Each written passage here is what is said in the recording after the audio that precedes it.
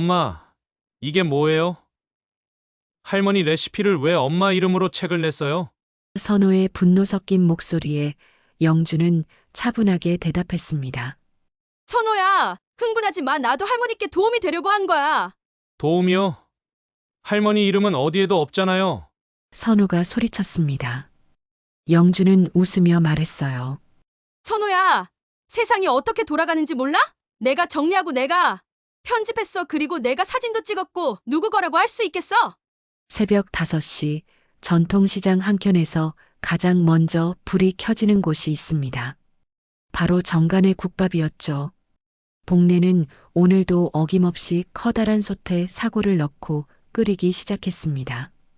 60이 넘은 나이에도 허리 한번 굽히지 않고 무거운 국자를 휘젓는 모습이 참 든든해 보였어요. 우리 집은 MSG가 아니라 정성으로 우린다. 이 말이 단골들 입에서 돌기 시작한 건 언제부터였을까요?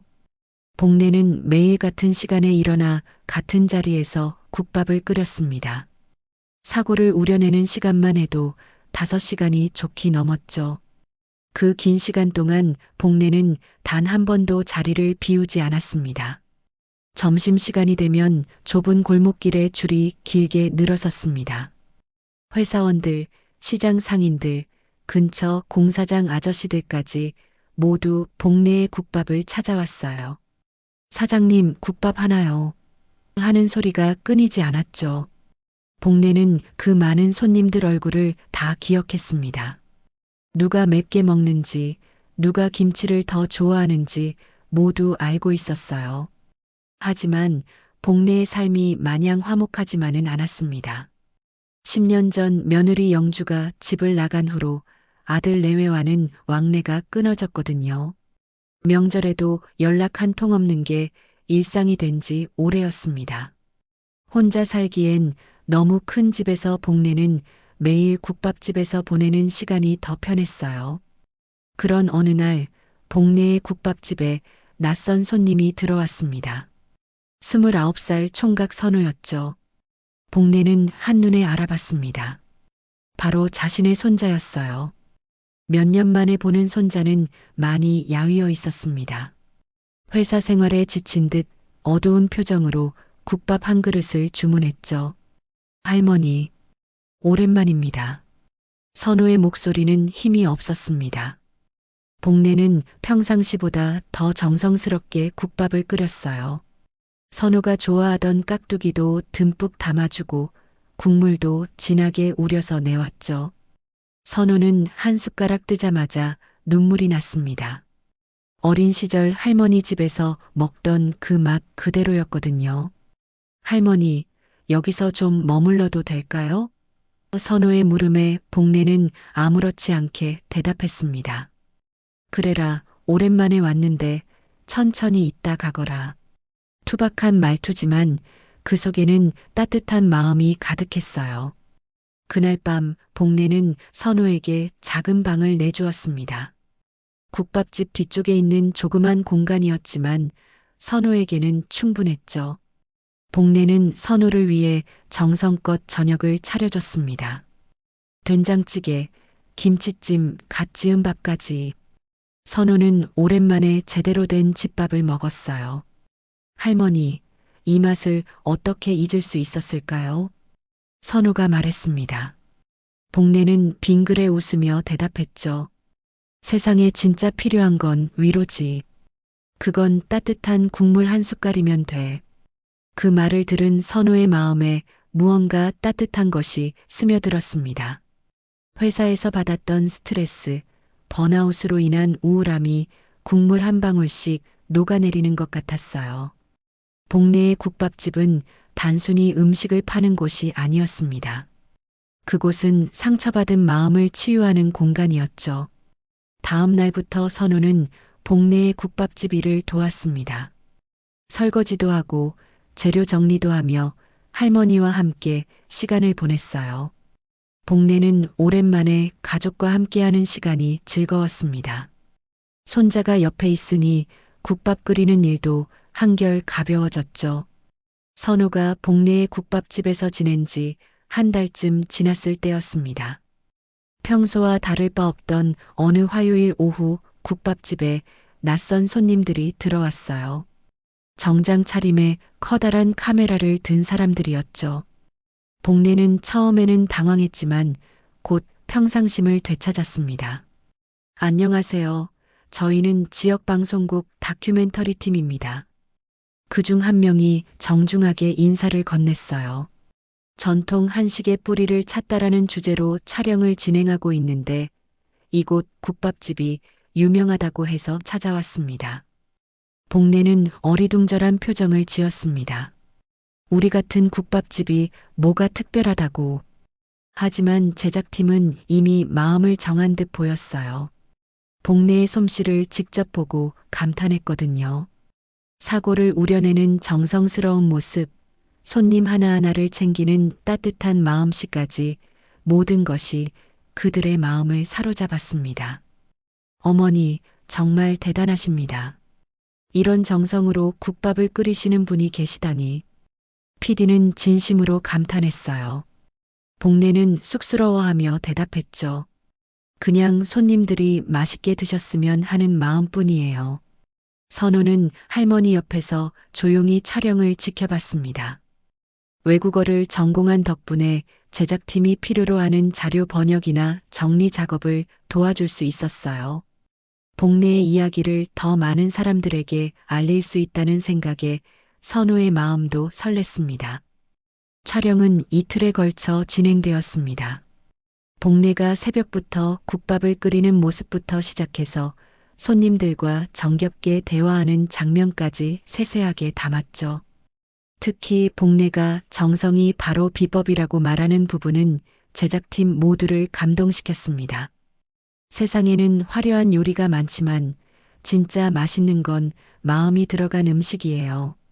복례의 말은 단순했지만 깊은 울림이 있었어요. 선우는 할머니의 말을 듣고 있으니 자신이 왜 이곳에 머물고 있는지 알 것 같았습니다.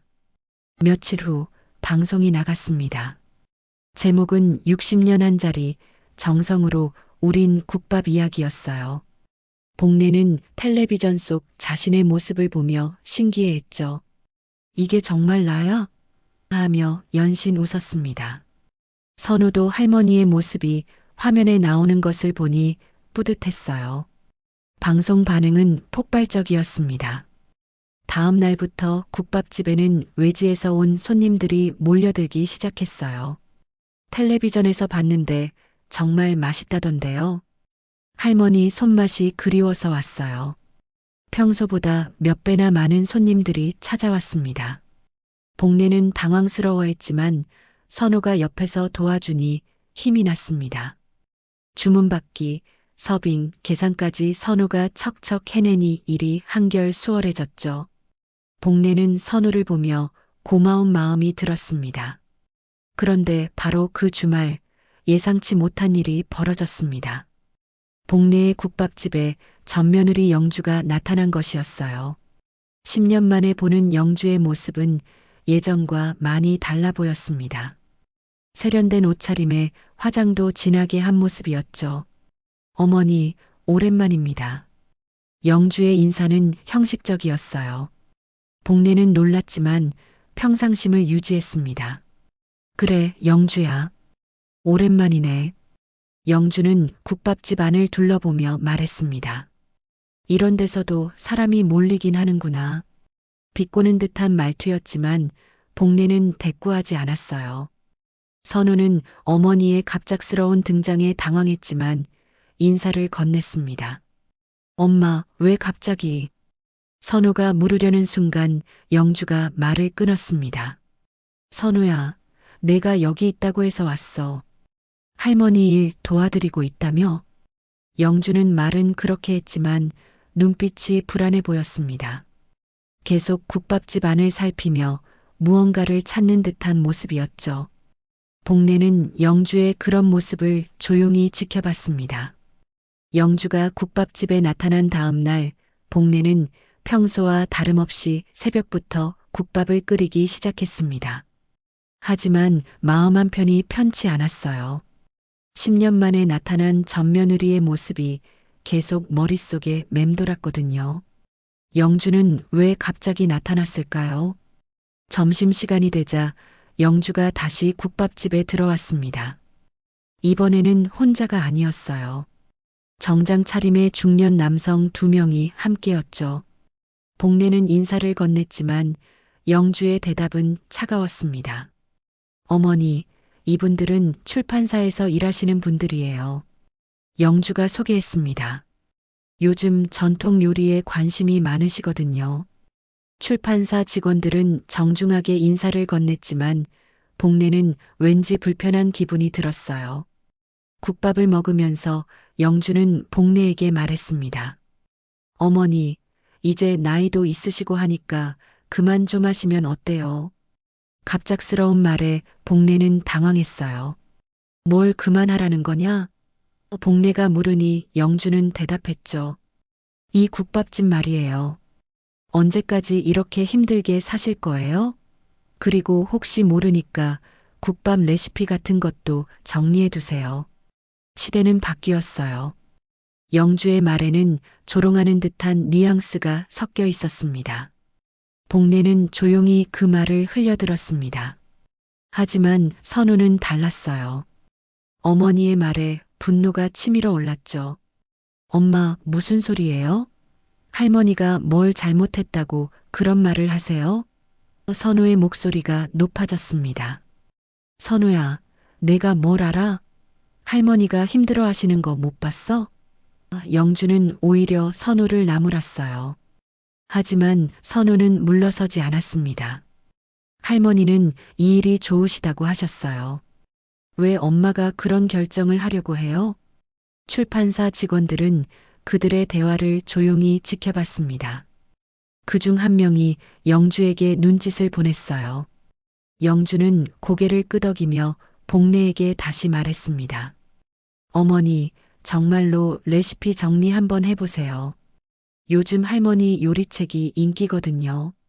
복례는 영주의 진짜 속셈을 알아차렸습니다. 하지만 아무 말도 하지 않았어요. 그저 조용히 국밥을 끓일 뿐이었죠.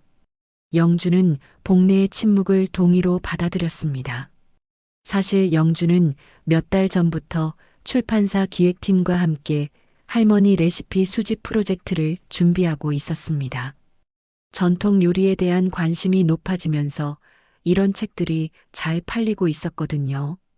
영주는 복례의 레시피를 이용해서 책을 출간할 계획이었어요.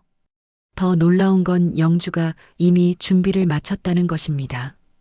며느리 시절에 복례의 요리를 배우면서 몰래 찍어둔 사진들과 조리 과정을 기록한 메모들이 있었거든요.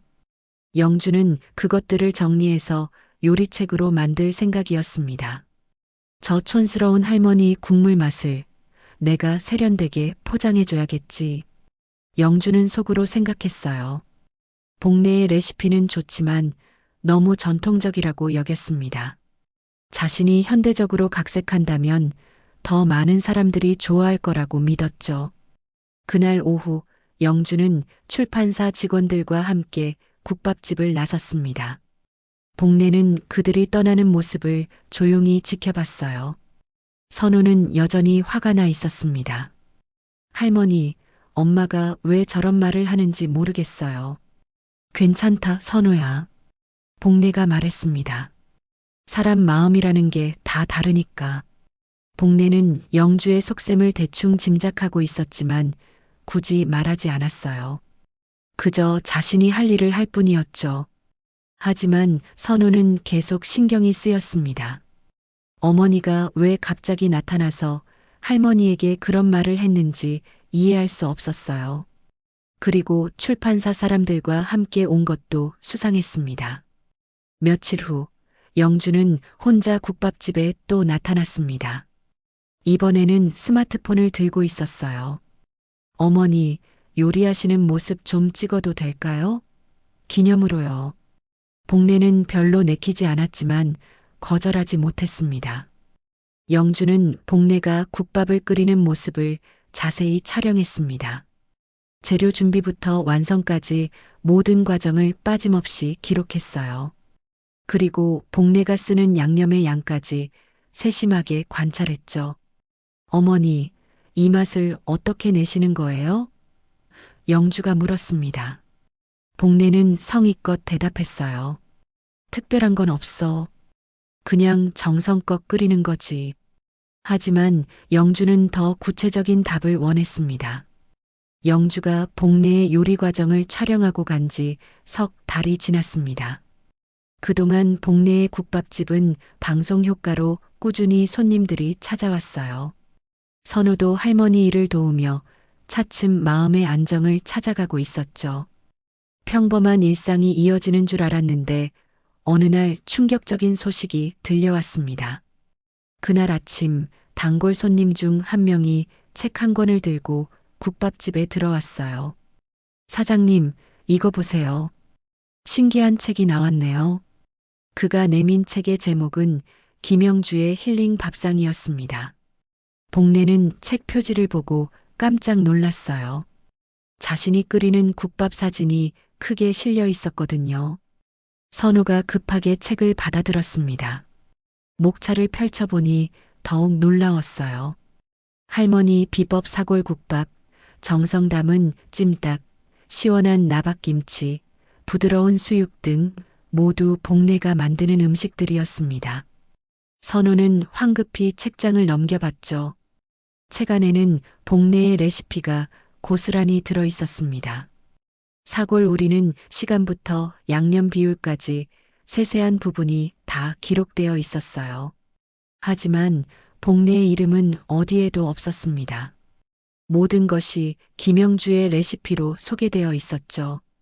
이게 대체 뭡니까? 선우의 목소리가 떨렸습니다. 복내도 충격을 감추지 못했어요. 자신의 60년 요리 인생이 남의 이름으로 책이 된 것이었습니다. 선우는 당장 영주에게 전화를 걸었죠. 엄마, 이게 뭐예요? 할머니 레시피를 왜 엄마 이름으로 책을 냈어요? 선우의 분노 섞인 목소리에 영주는 차분하게 대답했습니다. 선우야, 흥분하지 마. 나도 할머니께 도움이 되려고 한 거야. 도움이요? 할머니 이름은 어디에도 없잖아요. 선우가 소리쳤습니다. 영주는 웃으며 말했어요. 선우야, 세상이 어떻게 돌아가는지 몰라. 내가 정리하고 내가 편집했어. 그리고 내가 사진도 찍었고 누구 거라고 할 수 있겠어? 선우는 영주의 말에 더욱 화가 났습니다. 그럼 할머니가 60년 동안 만들어 온 레시피는 뭐예요? 엄마가 몇 달 사진 찍었다고 엄마 거라고 할 수 있어요? 하지만 영주는 꿈쩍도 하지 않았어요. 선우야, 요즘 세상에 전통이라는 게 뭔 의미가 있어? 사람들은 세련된 걸 원해. 내가 할머니 레시피를 현대적으로 포장해 준 거야. 영주의 말은 복내에게 더욱 상처가 되었습니다. 며칠 후 더 충격적인 일이 벌어졌습니다. 영주의 요리책이 베스트셀러에 오른 것이었어요. 서점마다 김영주의 힐링 밥상이 진열되었고 인터넷 서점에서도 판매 순위 상위권에 올랐죠. 방송국에서도 영주에게 출연 제의가 들어왔습니다. 복내의 국밥집에도 변화가 생겼습니다. 책을 보고 온 손님들이 이 레시피가 정말 김영주 씨 거예요? 라고 묻기 시작한 것이었어요. 처음에는 복내가 설명하려 했지만 점점 말문이 막혔습니다. 사람들이 의심스러운 눈으로 바라보기 시작했거든요. 어느 날은 젊은 손님이 직접적으로 물어봤습니다. 할머니, 혹시 김영주 씨 레시피 따라하시는 거 아니에요? 복내는 할 말을 잃었어요. 자신의 평생 요리가 도둑맞았는데 오히려 자신이 표절한 것처럼 여겨지는 상황이 벌어진 것이었습니다. 인터넷에서는 레시피 표절 의혹이 돌기 시작했습니다. 누군가가 온라인 커뮤니티에 정간의 국밥집이 김영주 씨 레시피 베낀 것 같다는 글을 올린 것이었어요.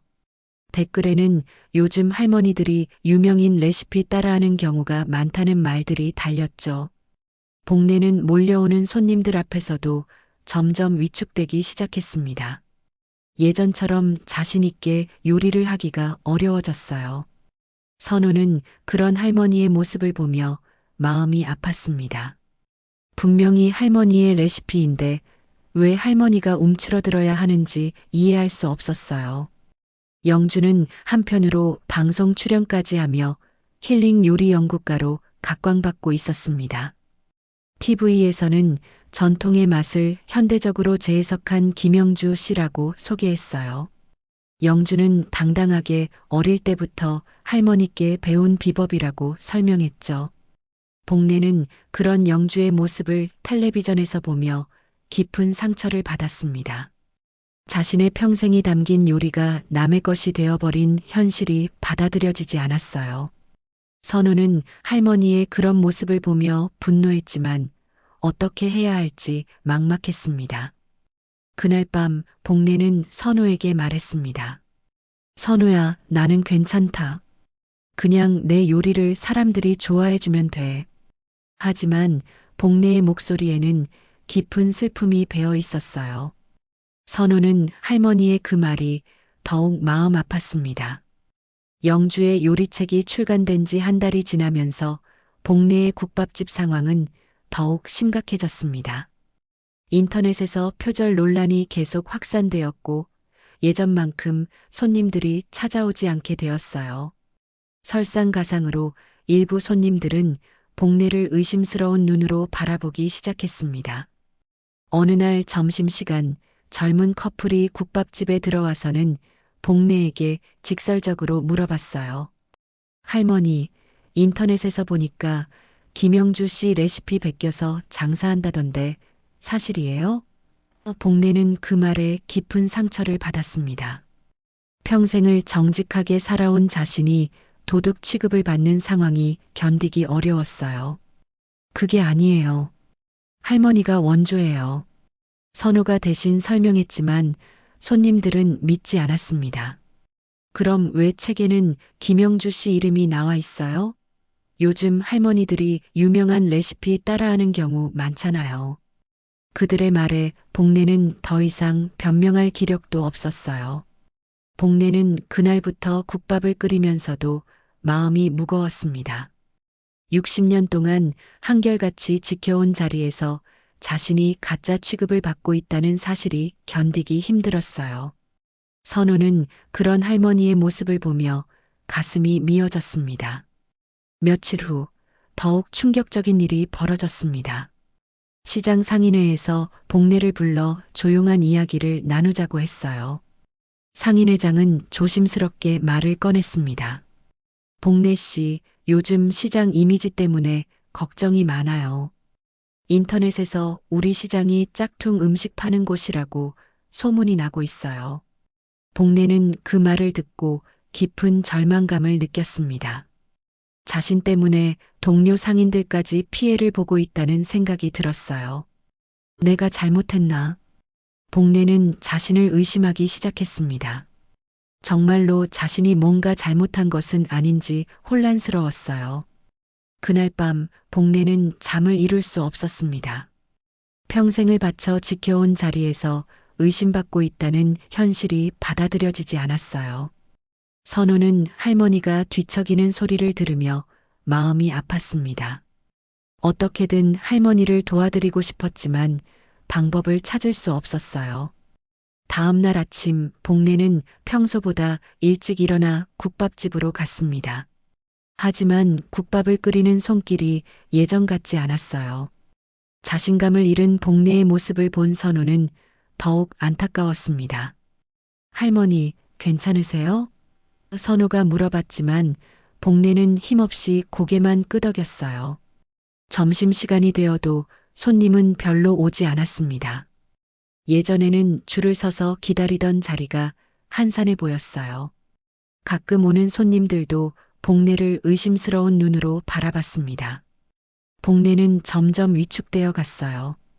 그러던 어느 날 복례는 마침내 결심을 했습니다. 시장 상인들 앞에서 조용히 말했어요. 여러분, 미안합니다. 내가 시장에 누를 끼쳐서. 복례의 목소리는 떨리고 있었습니다. 이젠 나도 좀 쉬어야겠어요. 상인들은 복례의 말에 놀랐습니다. 복례 씨, 무슨 소리예요? 왜 갑자기 그런 말씀을 하세요?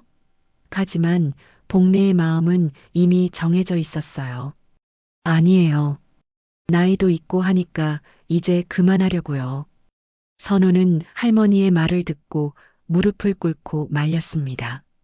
할머니, 그게 누구 거예요? 왜 할머니가 뺏기고 도망치세요? 선우의 목소리에는 눈물이 섞여 있었어요. 할머니가 평생 만들어 온 거잖아요. 왜 포기하세요?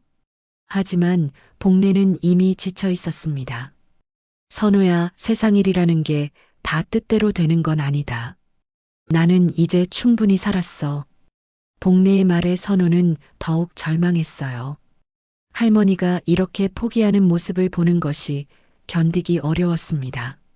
한편 영주는 출판사와 함께 방송 출연을 더욱 늘려가고 있었습니다. 힐링 요리 연구가 김영주라는 타이틀로 각종 방송에 나오며 인기를 얻고 있었어요. 복례의 레시피로 만든 요리를 자신의 창작품인 양 소개하며 더 큰 성공을 꿈꾸고 있었죠.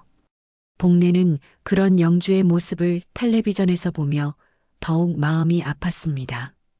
자신의 평생이 담긴 요리가 남의 성공 수단이 되어버린 현실이 받아들여지지 않았어요.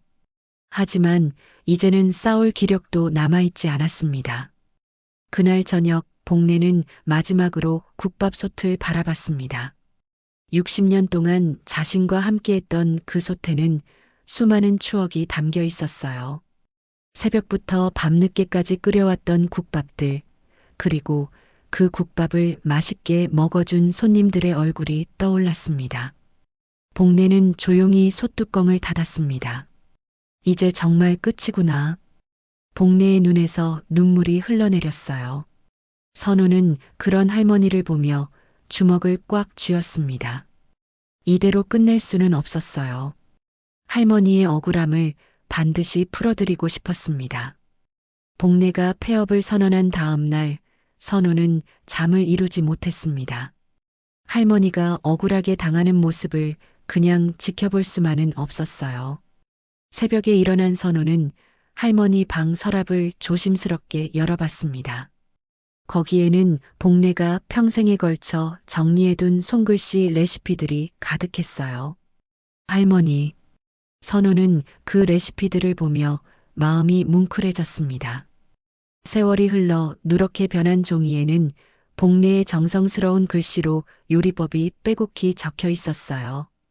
국밥 끓이는 법부터 시작해서 김치 담그는 법, 찜닭 만드는 법까지 모든 것이 자세하게 기록되어 있었죠. 선우는 그 레시피들을 스캔해서 컴퓨터에 정리하기 시작했습니다. 할머니의 손글씨 하나하나가 살아있는 역사였어요. 영주의 요리책과는 차원이 다른 진정성이 담겨 있었습니다. 선우는 이것을 세상에 알려야겠다고 마음먹었어요. 며칠 후 선우는 할머니 손맛 그대로라는 제목으로 독립 출간을 결정했습니다. 출판사를 거치지 않고 직접 만드는 책이었죠. 복례의 손글씨 레시피를 그대로 실으면서 할머니의 이야기도 함께 담았어요. 60년 동안 한자리에서 국밥을 끓여온 복례의 인생 이야기였습니다. 선우는 또한 소셜미디어에 영상을 올리기 시작했습니다. 복례가 국밥을 끓이는 모습을 촬영한 영상이었어요. 이분이 바로 진짜 정간의 국밥의 주인입니다라는 설명과 함께 올린 영상은 조금씩 화제가 되기 시작했죠. 처음에는 반응이 미미했습니다. 하지만 선우는 포기하지 않았어요. 매일 새로운 영상을 올렸습니다. 복례가 사골을 우리는 모습, 김치를 담그는 장면, 그리고 과거 방송국에서 촬영했던 인터뷰 영상까지 차근차근 업로드했어요. 시장 상인들도 선우의 노력에 감동받아 도움을 주기 시작했습니다. 복례 언니가 얼마나 정직한 사람인지 우리가 모르겠어? 야채 가게 아주머니가 말했어요. 그 사람이 60년 동안 여기서 얼마나 성실하게 장사했는데 상인들은 하나둘씩 복례를 응원하는 증언을 해주었습니다. 선우는 그런 증언들도 모두 영상으로 만들었어요.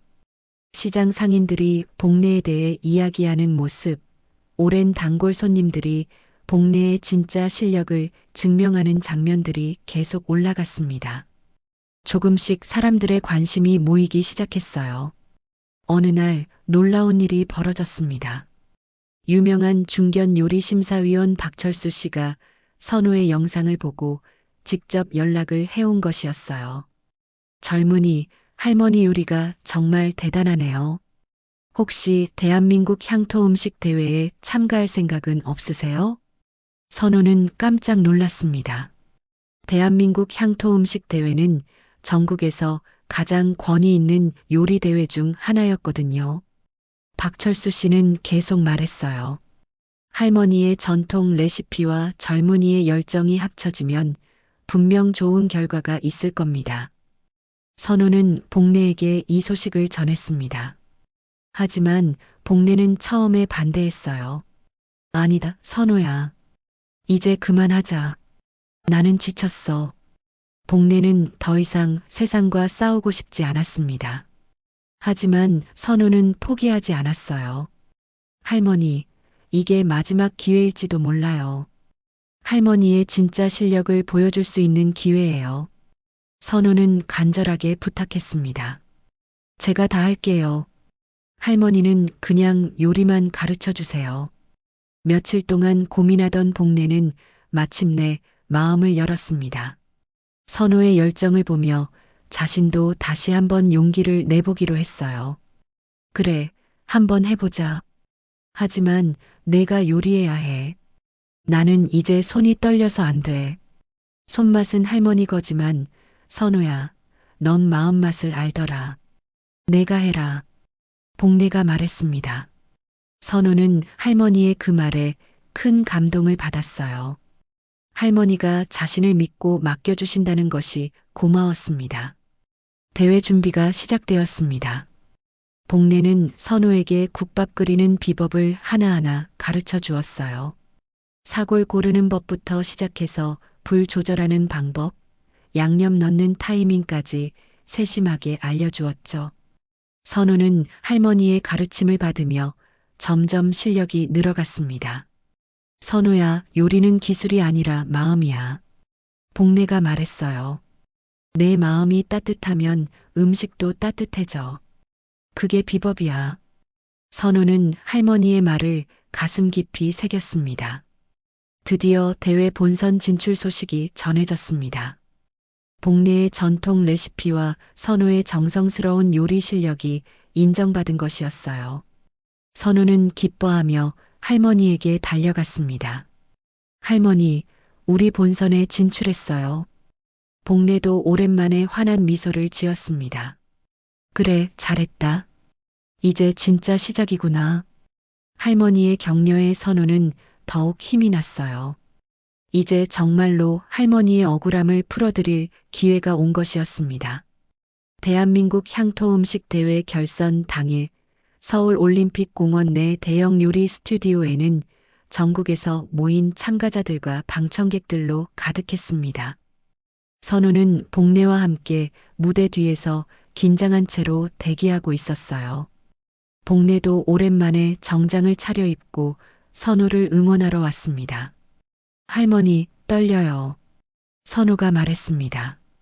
복례는 선우의 어깨를 토닥이며 말했어요. 괜찮다, 선우야. 내가 배운 대로만 하면 돼. 정성만 다하면 결과는 따라올 거야. 할머니의 따뜻한 격려에 선우는 조금씩 마음을 진정시켰습니다. 심사위원석에는 유명한 요리 전문가들이 앉아 있었어요. 그 중에는 선우에게 연락을 해준 박철수 심사위원도 있었죠. 방청객석에는 시장 상인들과 복례의 단골 손님들이 응원을 위해 와 있었습니다. 모두들 선우를 응원하는 마음으로 왔어요. 하지만 선우가 방청객석을 둘러보던 중 깜짝 놀랄 일이 벌어졌습니다. 바로 어머니 영주가 관객석에 앉아 있는 것이었어요. 영주는 정장 차림의 당당한 표정으로 앉아 있었습니다. 요리책 출간으로 유명해진 후 대회에 초청받아 온 것이었죠. 선우는 영주와 눈이 마주치자 순간 당황했습니다. 하지만 곧 마음을 다잡았어요. 오늘은 할머니의 억울함을 풀어드리는 날이었습니다. 어머니가 있든 없든 상관없이 최선을 다해야 했어요. 참가자 여러분, 이제 요리를 시작하시기 바랍니다. 진행자의 말과 함께 대회가 시작되었습니다. 선우는 복례에게 배운 대로 차근차근 국밥을 끓이기 시작했어요. 먼저 사골을 찬물에 담가 핏물을 뺀 후 끓는 물에 넣어 우리기 시작했습니다. 선우의 요리 실력은 많은 사람들을 놀라게 했습니다. 몇 달 전까지만 해도 요리 초보였던 선우가 이렇게 능숙하게 전통 요리를 하는 모습이 신기했어요. 복례는 무대 옆에서 선우를 지켜보며 뿌듯해했습니다. 요리를 하면서 선우는 할머니의 이야기를 낭독하기 시작했습니다. 저희 할머니는 60년 동안 한자리에서 국밥을 끓여오셨습니다. 선우의 목소리가 마이크를 통해 전해지자 장내가 조용해졌어요. 할머니께서는 MSG 대신 정성으로 국물을 우리셨고 단 하루도 빠지지 않고 새벽부터 손님들을 맞이하셨습니다. 선우는 계속해서 복례의 사연을 들려주었습니다. 하지만 최근에 할머니의 레시피가 다른 사람 이름으로 책이 되었습니다. 할머니는 그 충격으로 국밥집을 폐업하려고 하셨어요. 방청객들은 선우의 이야기를 들으며 점점 감동받기 시작했습니다. 영주는 관객석에서 선우의 말을 들으며 얼굴이 굳어갔습니다. 자신의 요리책 이야기가 나오고 있다는 것을 깨달았기 때문이었어요. 주변 사람들이 자신을 쳐다보는 것 같아 불편해졌습니다. 이 국밥에는 할머니의 60년 인생이 담겨 있습니다. 선우가 말했어요. 단순히 음식이 아니라 한 사람의 삶 전체가 우러나온 맛입니다. 선우의 진심 어린 말에 심사위원들도 감동받는 표정이었습니다. 드디어 요리가 완성되었습니다. 선우는 복례에게 배운 그대로 정성스럽게 국밥을 그릇에 담았어요. 진한 사골 국물에 부드러운 고기, 그리고 할머니가 직접 담근 깍두기까지 모든 것이 완벽했습니다. 심사위원들이 선우의 국밥을 맛보기 시작했습니다. 첫 숟가락을 뜬 박철수 심사위원의 눈에서 눈물이 흘러내렸어요. 이 맛, 정말 어머니가 끓여주시던 그 맛이네요. 다른 심사위원들도 모두 감탄했습니다. 이건 단순한 요리가 아닙니다. 한 심사위원이 말했어요. 여기에는 정말 따뜻한 마음이 담겨 있어요. 기술적으로도 완벽하지만 무엇보다 진정성이 느껴집니다. 심사위원들은 모두 극찬을 아끼지 않았습니다. 방청객들도 눈시울을 붉히며 선우를 응원했습니다. 시장 상인들은 역시 복례 언니 손자야 라며 기뻐했어요. 복례도 선우의 성공을 보며 감격의 눈물을 흘렸습니다. 심사 결과 발표 시간이 되었습니다. 대한민국 향토 음식 대회 대상은 진행자가 천천히 말했어요. 정간의 국밥 선우 씨입니다. 장내에 박수가 터져 나왔습니다. 선우는 믿을 수 없다는 표정으로 상을 받았어요. 영주는 그 광경을 보며 얼굴이 창백해졌습니다. 자신이 표절했던 바로 그 레시피로 선우가 대상을 받은 것이었어요. 영주는 조용히 자리를 떠나려고 했습니다. 하지만 바로 그때 영주와 복례의 눈이 마주쳤습니다. 복례는 영주를 향해 조용히 걸어갔어요. 두 사람 사이에 긴장감이 흘렀습니다. 복례는 영주를 바라보며 차분하게 말했습니다. 영주야, 넌 맛은 훔쳤을지 몰라도 마음은 못 훔쳤다. 복례의 말에 영주는 할 말을 잃었어요. 복례는 계속 말했습니다. 요리는 기술이 아니라 정성이야. 그 정성만큼은 아무도 훔칠 수 없어. 영주는 복례의 말을 듣고 고개를 숙였습니다. 자신이 한 일이 얼마나 잘못된 것인지 이제서야 깨달았어요. 하지만 이미 돌이킬 수 없는 일이 되어버렸습니다. 대회에서 대상을 받은 지 일주일 후 복례는 시장 골목에서 국밥집을 다시 열기로 결심했습니다. 하지만 이번에는 간판이 달랐어요. 정간의 손주국밥이라는 새로운 이름을 걸었습니다. 복례와 선우가 함께 만들어가는 새로운 시작이었죠. 할머니, 정말 괜찮으세요? 선우가 걱정스럽게 물어봤습니다. 복례는 환한 미소를 지으며 대답했어요. 괜찮다, 선우야. 이제는 혼자가 아니니까. 할머니의 그 말에 선우도 마음이 따뜻해졌습니다. 새로 문을 연 국밥집에는 첫날부터 많은 손님들이 찾아왔습니다. 대회 우승 소식을 들은 사람들, 그리고 예전 단골 손님들까지 모두 복례와 선우를 응원하러 왔어요. 사장님, 정말 축하드려요. 할머니, 오래 기다렸어요. 따뜻한 인사들이 끊이지 않았습니다. 선우는 손님들에게 자신 있게 말했습니다. 이 국물에는 60년이 우러났습니다. 그리고 미소를 지으며 덧붙였죠. 할머니의 정성과 저의 마음이 함께 들어간 특별한 맛이에요. 손님들은 선우의 말에 고개를 끄덕이며 국밥을 맛있게 드셨습니다. 며칠 후 더욱 놀라운 소식이 전해졌습니다. 선우가 독립 출간한 할머니 손맛 그대로가 전국 서점 베스트셀러에 오른 것이었어요. 복례의 손글씨 레시피와 진심 어린 이야기가 많은 사람들의 마음을 사로잡았습니다.